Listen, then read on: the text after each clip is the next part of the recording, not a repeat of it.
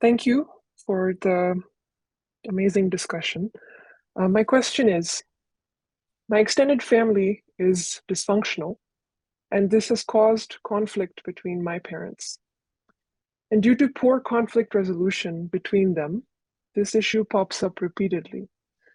In my own life, I try to focus on living my best, but it causes me a lot of grief and sadness to see my parents suffer.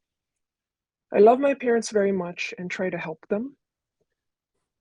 And having listened to what you just said, am I correct in understanding that I should look beyond this? That I can do my best to help them, but I should also just try to help everyone else? And generally, what should people do when they are in situations like this? See, in helping somebody who has made a mistake and is suffering because of that, should we not be sure that we are not repeating the same mistake? See,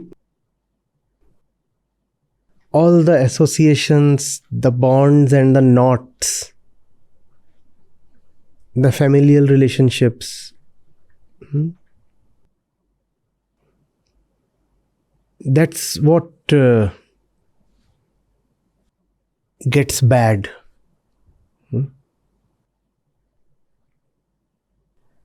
And let's say that got bad for your parents.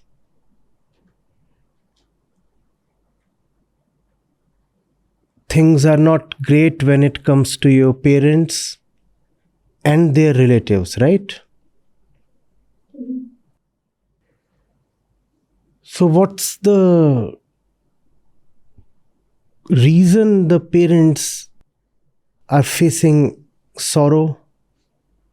The reason is relationships, right? Now, when you try to focus exclusively on your parents, are you too not repeating what they did at a macro level?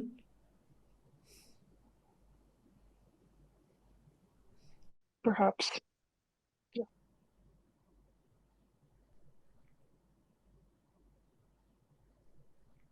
I guess when you see somebody in conflict and you want to de-escalate that, but you're not sure how. You see, it's not just somebody we see in conflict. We are very selective about the ones we choose to help, are we not? Mm-hmm. And that might not help the ones we are trying to reach out to. And there might be many more,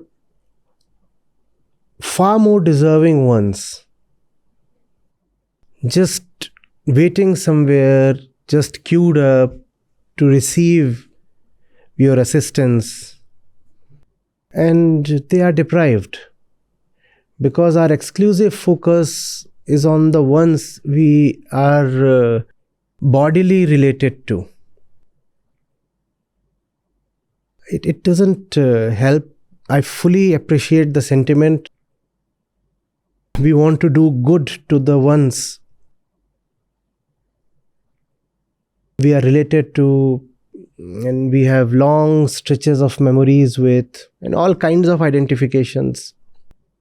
I fully well appreciate that. But I also know that it doesn't always work this way. Sometimes what works better is shifting of focus to more appropriate areas. Mm-hmm. Remember, nobody can be helped beyond their consent.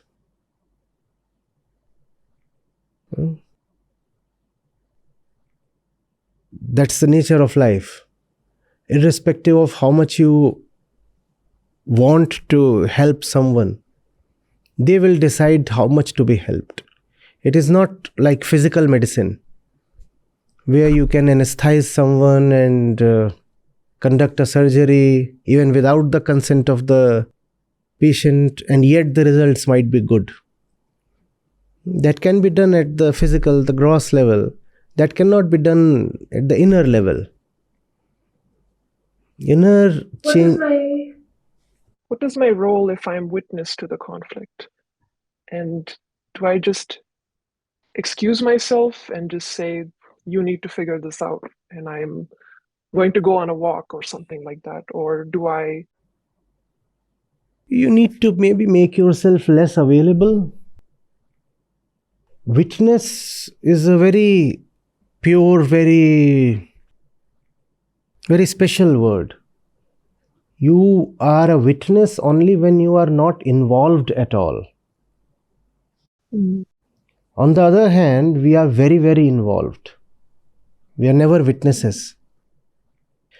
When you are indeed a witness, then you witness everything, not just your own family. There is so much in the world to be impartially seen. And if you can look at things at a macro level, then probably we are close to witnessing. Right now we are involved. We are involved for our personal sake. I'm doing it because it is my family. Now the catch here is, the very problem has started because of this sentiment. Right. You see, body identification is the mother of all problems. And then I want to help my parents because I am bodily identified with them. How can the problem be extended to become a solution?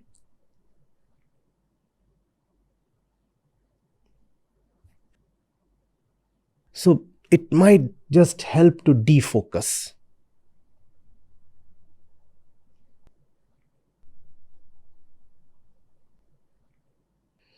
Things take their time. When you defocus, you will get a fresh perspective. You will find that your ability to help has been enhanced by working on the right people. And so when the right time presents itself, you will be in a better position to help even your own family members.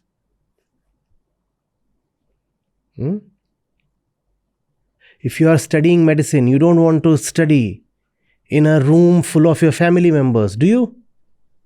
No. No. You want to be away somewhere in a medical college, and you want to be away from the din of the family. Mm-hmm. And if you are away and do it successfully over there in a college, then one day probably you might return to treat your family members. But if you stay with them and you keep watching their daily tussles and collisions, it's no good for any party. They will continue to do what they do, and you will find that you are developing no muscles to help them or anybody else. So I live far away, but I think what you said also applies to constant communication. Yeah, that's what. Yeah. When I said being with them, that also means. Yeah.